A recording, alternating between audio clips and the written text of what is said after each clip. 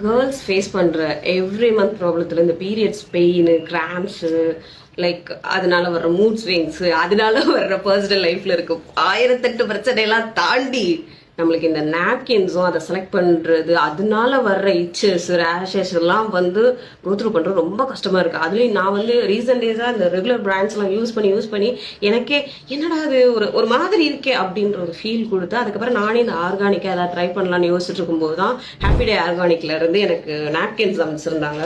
சீரியஸாவே இதை யூஸ் பண்ணிட்டு நான் ரெகுலரா யூஸ் பண்ணலாங்கிற டெசிஷன் எடுத்திருக்கேன். ஸோ அந்த அளவுக்கு நல்லா இருக்கு. இதனோட இது வந்து எப்படி இருக்குன்னு பாருங்க. அதுல எந்த கெமிக்கல் எதுவுமே யூஸ் பண்ணல. நம்ம நார்மலா ரெகுலர் பேட்ஸ் டச் பண்ணி பார்க்கும்போதே அந்த டிஃபரன்ஸ் நம்மளுக்கு தெரியும். ஸோ அந்த மாதிரி எனக்கு ரொம்ப பிடிச்சிருக்கு.